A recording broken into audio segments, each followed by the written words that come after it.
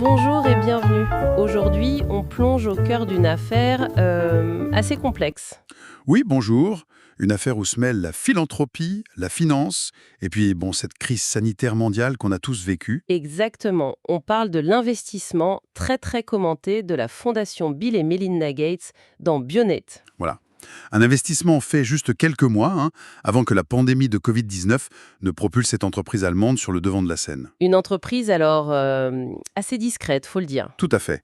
Et qui est devenu un géant mondial grâce à son vaccin à ARN messager développé avec Pfizer. Et toute cette histoire, elle revient en force là avec les déclarations, les actions de Robert F. Kennedy Jr. Depuis sa nomination comme secrétaire à la santé aux États-Unis, c'était en février 2025. C'est ça, et il reprend des accusations qui, ont circulé déjà pas mal, Oui, notamment celle de manipulation de marché, le fameux pump and dump. et même de possibles délits d'initiés. Des accusations qui font écho, c'est vrai, aux analyses de certains journalistes comme le français Philippe Aymar, par exemple. Alors aujourd'hui, nos sources sont assez variées, hein. On a des articles de presse, des fact-checks, des analyses financières. Oui, des extraits aussi des écrits d'Aymar, les déclarations publiques des RFK Junior, de Bill Gates lui-même, on a pas mal de matière. Notre but aujourd'hui, c'est d'examiner tout ça de près. Qu'est-ce que ces sources nous disent vraiment ? Essayer de reconstituer la chronologie, comprendre un peu les mécanismes financiers, les réseaux d'influence. Et puis surtout, décrypter les grosses questions que ça soulève sur le rôle de ces grandes fondations dans la santé mondiale. Allez, on y va. Alors, le point de départ souvent cité, c'est octobre 2019. Un moment important. Oui, quelques semaines à peine avant les tout premiers signalements de ce qui allait devenir le Covid-19. C'est là qu'a lieu Event 201. Ah oui, Event 201, c'est pas juste un petit séminaire, hein ? Non, non, c'est une simulation de pandémie, mais à très grande échelle, co-organisée par la Fondation Gates, le Johns Hopkins Center for Health Security et le Forum économique mondial. Et le scénario, c'était quoi déjà ? L'émergence et la propagation super rapide d'un nouveau coronavirus qui passe de l'animal à l'homme. Un scénario zoonautique. Et il y avait du beau monde. Ah oui, des responsables de santé publique, des grands patrons, des figures politiques, médiatiques. Les sources citent par exemple Anthony Fauci. Qui était à la tête du NIAID aux États-Unis à l'époque. Exactement. Et aussi Avril Haines. Ancienne de la CIA et qui est devenue après directrice du renseignement national sous Biden. C'est ça. Et pendant cette simulation, on discute des défis immenses. La désinformation, les problèmes d'approvisionnement, la coordination internationale. Et bien sûr, les réponses médicales. Quarantaine, vaccin rapide. Et c'est là, et les sources insistent beaucoup là-dessus, qu'il y a cette coïncidence qui interpelle. Laquelle ? La même semaine que cet Event 2001, la Fondation Gates annonce un investissement 55 millions de dollars dans BioNTech. Pile au même moment. C'est ça qui est frappant. Oui. Alors, BioNTech, à ce moment-là, faut se rappeler ce que c'était. C'était pas le géant d'aujourd'hui. Non. C'était une biotech allemande, prometteuse, spécialisée dans l'immunothérapie contre le cancer. Mais le grand public connaissait pas vraiment. Et l'investissement de la Fondation Gates, officiellement, c'était pourquoi ? D'après le communiqué de l'époque, c'était pour soutenir le développement par BioNTech de thérapies basées sur l'ARN messager. L'ARN. Voilà, pour lutter contre le VIH et la tuberculose. L'ARN, cette technologie qui était encore un peu vue comme expérimentale pour les vaccins à grande échelle, non ? Tout à fait. Pour faire simple, au lieu d'injecter un virus affaibli, l'ARN dit à nos cellules comment fabriquer un petit bout inoffensif du virus. La fameuse protéine Spike, par exemple. C'est ça. Et ça déclenche la réponse immunitaire. C'était assez novateur comme approche pour des vaccins. Donc cet investissement de 55 millions, Il s'est traduit, d'après les infos financières qu'on a, par l'achat d'environ 3 millions d'actions BioNTech. à quel prix ? Un prix avant l'introduction en bourse, un prix pré-IPO, Ouais. 18,10 dollars par action. Donc un pari sur une technologie d'avenir. Oui, présenté sous un angle philanthropique, aider contre des maladies graves qui touchent surtout les pays en développement. Ok. Maintenant, on avance un peu dans le temps. Fin 2019, début 2020, la pandémie éclate. Et là, BioNTech, avec sa plateforme ARN, s'associe à Pfizer. Il développe un vaccin en un temps record. Un des premiers vaccins massivement distribués. Et la valeur de BioNTech, elle explose, évidemment. Forcément.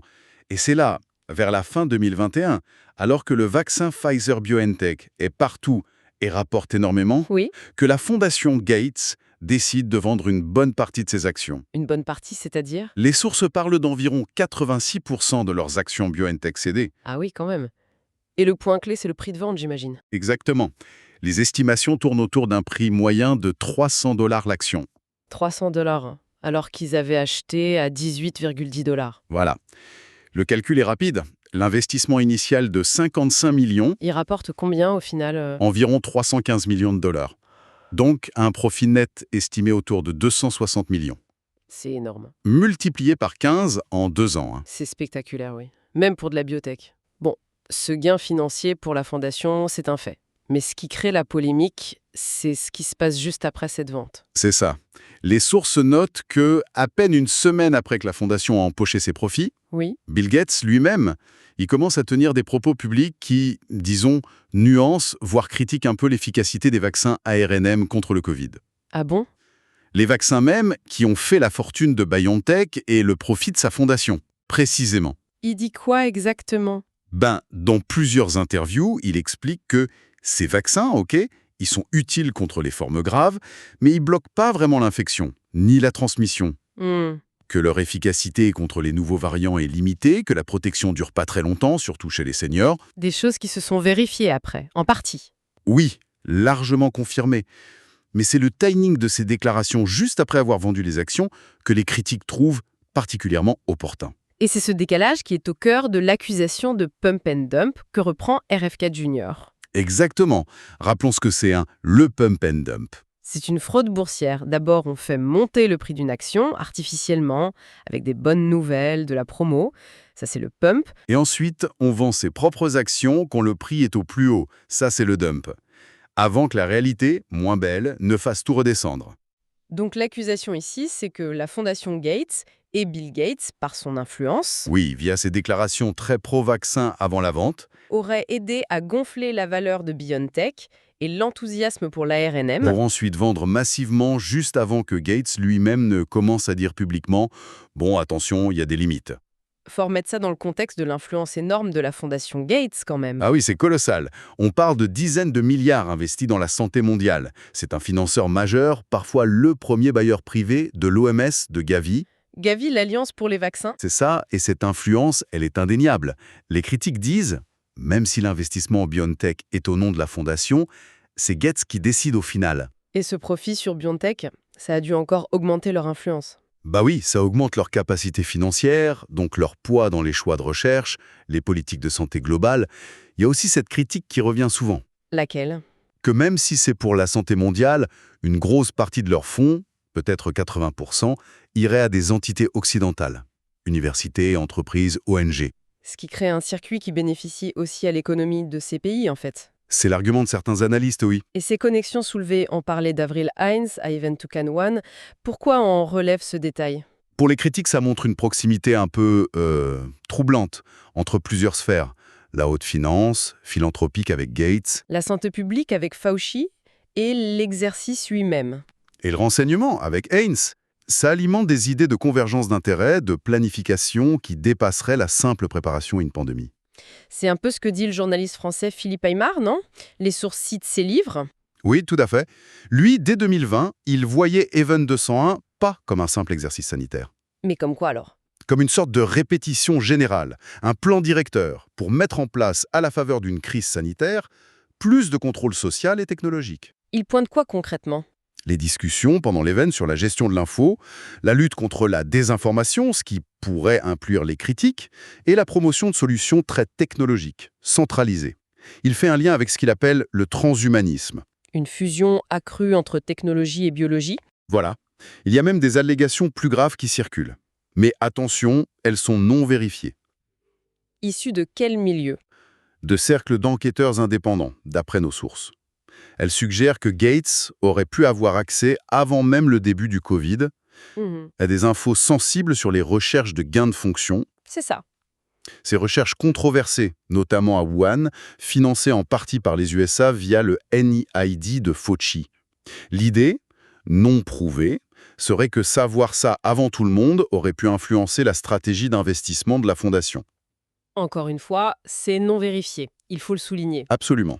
C'est très important de le préciser. Alors face à tout ça, ces accusations, ces coïncidences, comment réagissent les médias plus classiques, les fact-checkers?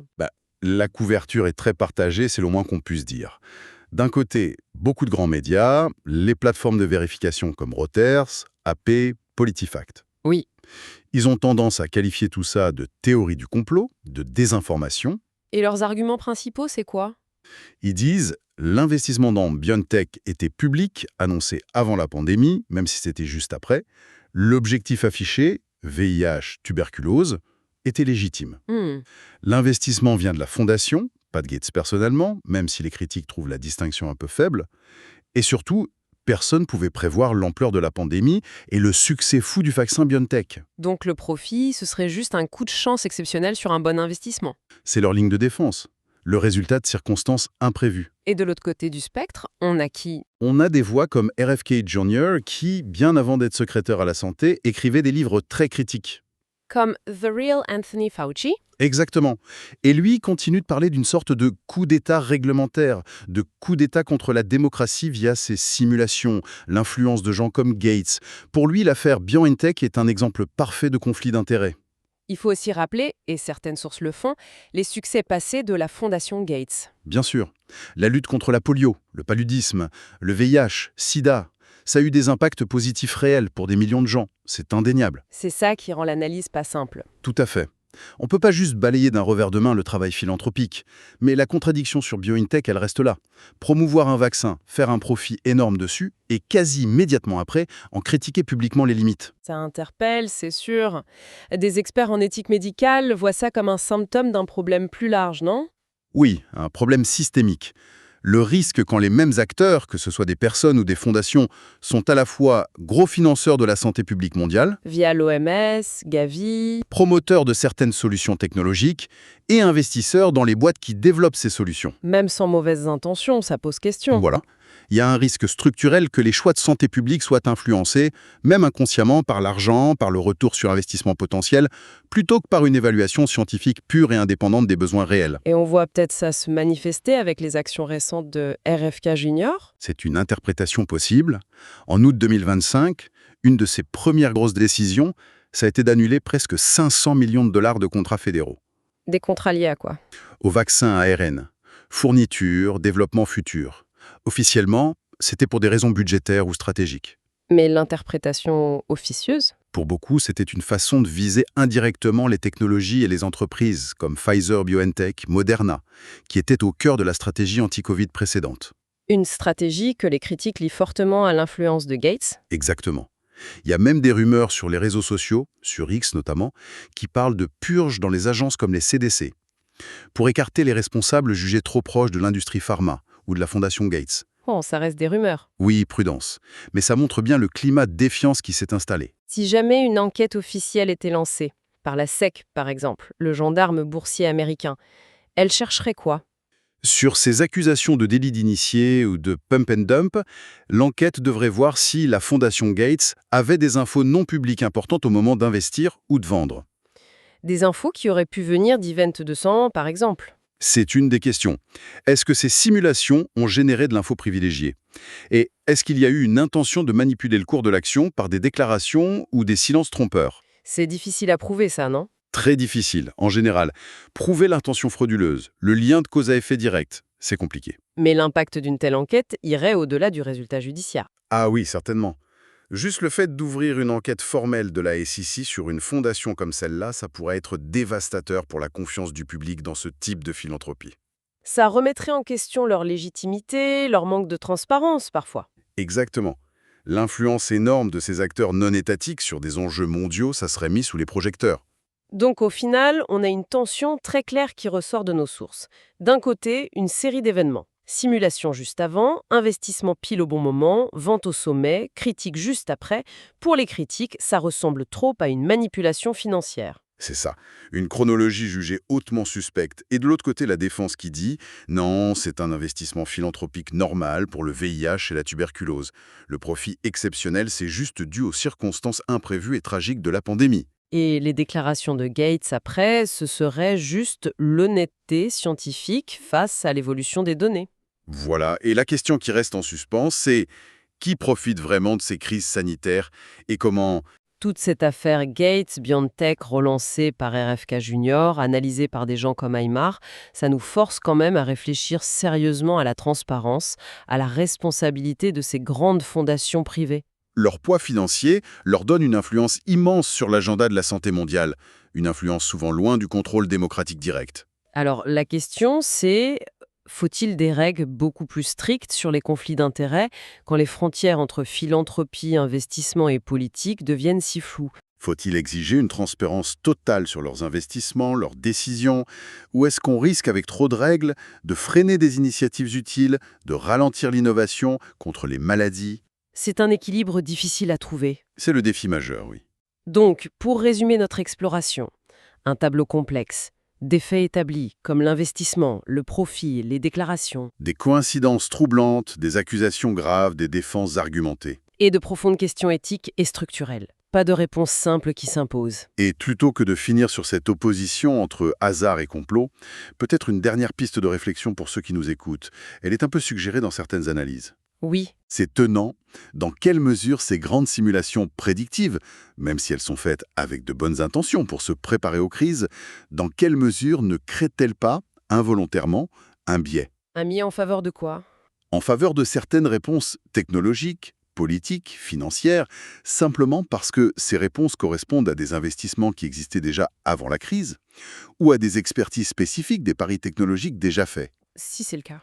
Si c'est le cas, alors la frontière entre la prévoyance stratégique qui est nécessaire et une forme d'influence qui façonne la réponse à son avantage, même sans le vouloir consciemment, cette frontière deviendrait très, très floue, dangereusement poreuse. Une réflexion qui dépasse largement le cas Gates Biotech. Voilà qui conclut notre analyse d'aujourd'hui. Merci de nous avoir suivis pour cette exploration. À bientôt!